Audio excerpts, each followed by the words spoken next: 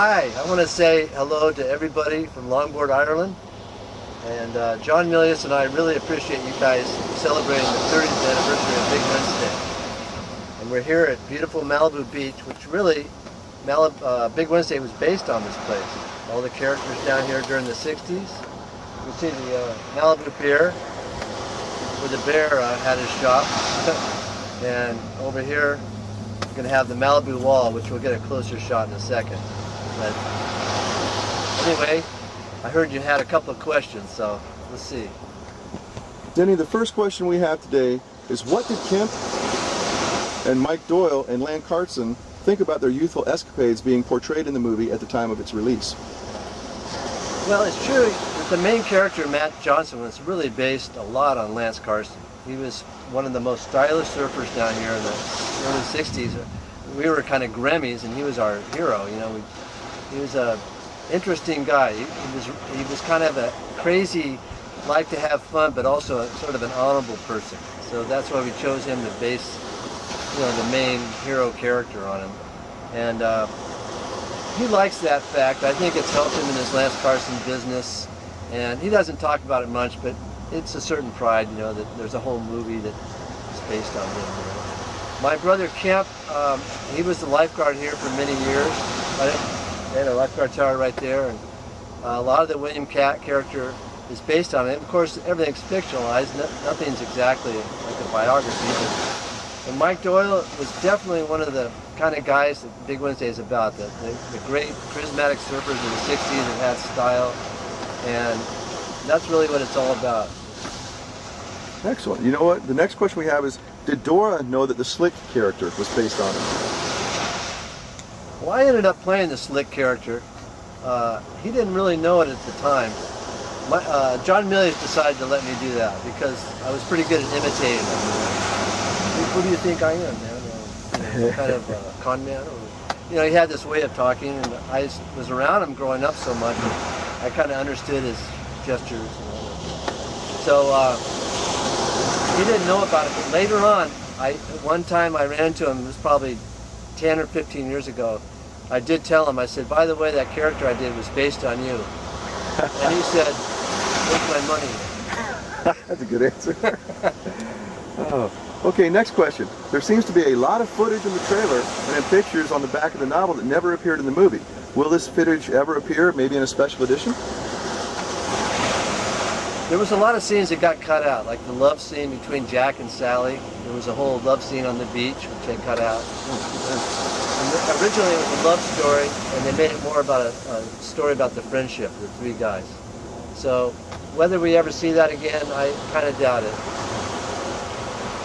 Okay.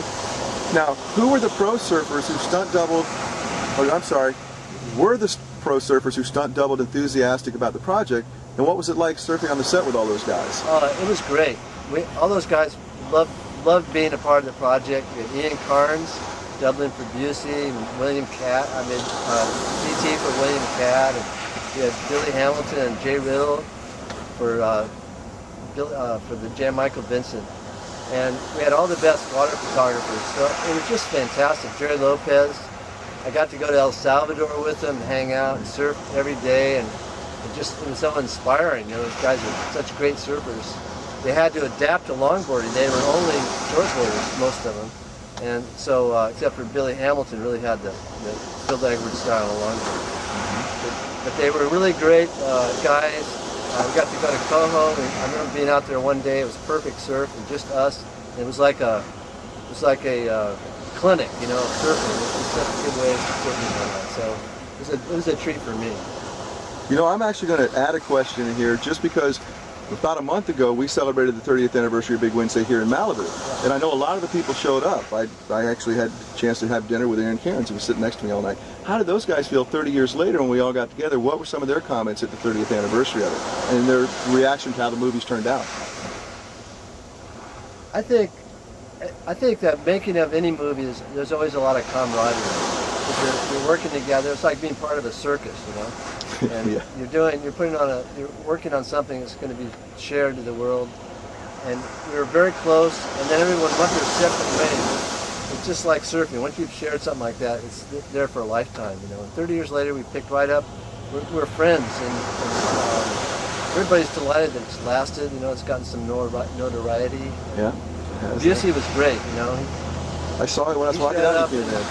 He said, "This is great, man. This is something we did 30 years ago, and here we are celebrating it today because it's still alive." You know? That is cool. Now, does he find it weird that it's become such a cult movie? No, I'm sorry. Do you find it weird that it's become such a cult movie and there's guys who can quote the entire movie to you? Well, it's not weird. It's wonderful. This started up about 84, 85 when it came out in video. Because you know, when Big Wednesday came out, it was kind of a flop. You know, it did really poorly at the box office in California. Oh, I didn't know that. And they pulled it from distribution, and we thought it was a big failure and everything. It came out in video, and everybody kind of rediscovered it. So it's had an interesting revival, you know, over the years. I remember I go down to La Jolla, and all the guys were calling each other by the names of the movie, like, "Hey, Barlow, you know, where's Matt Johnson today?" And they could recite the lines, and I just thought it was bitching that it was getting through to them. Yeah. And it kept going like that. It's just nice because John Milius and I, we fell in love with surfing as young guys. And when we wrote the movie, we wanted to share that passion we had for surfing and our secret little world that we thought, we'll show people what real surfing's like, and try to be authentic. And the fact that's kind of happened and it actually succeeded in doing that, it's pretty neat. It is. All right, last question they've sent to us. Was there a reason for changing the character names from Lance to Matt, Crazy Kate to Peggy, Mitch to Leroy, as it is in the script? Yeah, that's interesting because whoever had that, that's one of the first scripts when it had Lance. We changed that early on. And we did it to protect the innocent, you know. Yeah, I can appreciate that. And as a matter of fact, the guy who came up with that question is Dave from Longboard, Ireland. So he is truly a great fan of the movie, no question. Yeah. He's been collecting memorabilia for years. Yeah. That's a good thing. All right, we're trying to figure out what to call the Lance character. And I remember one day I said, "How about Matt?" Matt Kevlin was one of the great surfers here at Malibu. True. And I thought, that's a cool surfing name. Yeah, that is great legacy for it as well. Excellent. I tell you what, why don't we move the location and head up towards the wall? You got it. Okay.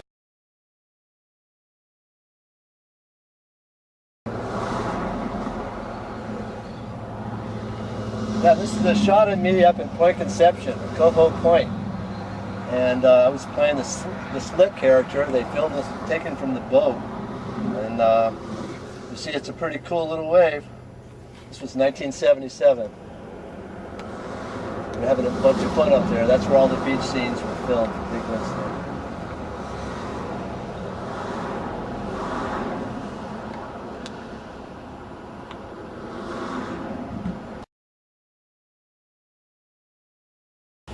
Okay, here we have the world famous Malibu Wall. It's built by the Ringe family back in the 20s. And it's become a bit of a landmark for Malibu. Everyone says, "Oh, that's Malibu just by the wall." So when we made Big Wednesday, we made a replica of this wall and put it on the beach up at Coho Point, Point Conception. It was all made out of fiberglass, and you'll see it in the movie. It looks very real. You could walk right up to it and knock on it and just think it was real. But that's what it is. Denny, do you have any favorite stories on the pit and the old Palapa and anything else down from here? Well, the pit was actually over this way, and that's where Mickey Dora and the hardcore surfers hung out and sort of intimidated people that were just coming down for the first time, maybe just by their presence, you know. And you did have to earn your way into the crew, but it wasn't that serious. They're just a bunch of surfers, you know. Yeah. Yeah. Anyway, I'd like to say one last thing. I hear you guys have some really bitchin' waves in Ireland and some really good surfers. So you guys rip it up, and remember one thing, like Matt said, it's always good to go out and ride with your friends. All right? Excellent.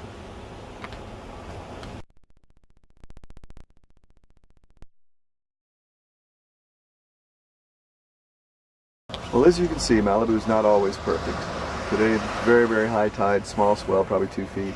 When the sets do come through, they're pretty fun, but on days like this, we spend a lot of time floating around, looking at each other, talking about the waves that were there last week, and trying to have fun. So if you're in an environment that doesn't have a lot of waves, you're not alone. As good as the pictures look when you see them about Malibu, you know, summer times when it's really, really nice, the other 8 months of the year it kind of looks like this.